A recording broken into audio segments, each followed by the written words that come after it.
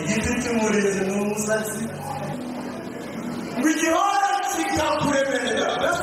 utangiye kubona agaciro ukananirwa kugasiga wongera wibuka umuremyi wawe mu minsi y'ubusore bwawe iminsi mibi itaragira ute ikaraza aho umuntu abyuzwa n'ikigero turashaka urubyiruko ruhindura isi turashaka abantu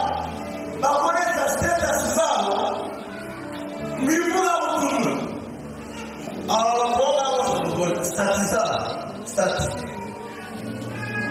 niyo bagiye muri hozatara bashyizeho amaporojete bambara amafantasitirani sinapuchati bamafata akaba aribyo kuzuzaho ubona abakurisi ubona akaguhindura isi mupostinga ibirayi byahariye mu kwambura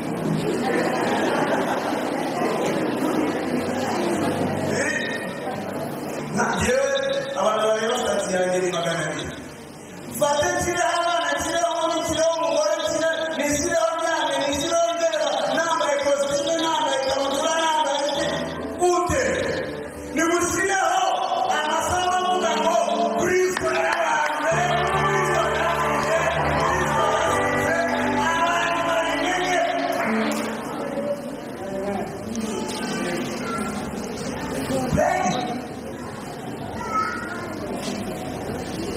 turashaka abasore bafite izihe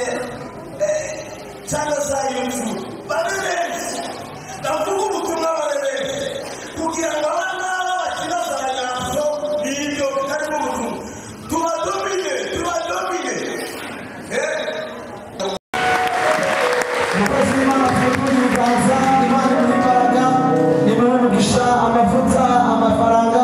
idishyize akababaro no kuzamuka neza mu bwami bw'Imana ijambo ry'umusaraba turarimbuka n'urupfu ariko kuri twebwe turi ahangaha twamenye ijambo ry'Imana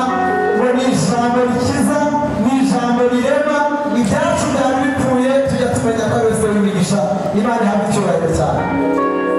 arakoze namwe ndabashimiye mwakomeje kwihangana bw'umwanya w'ijambo namwe mwihereza amashyi mu izina rya Yesu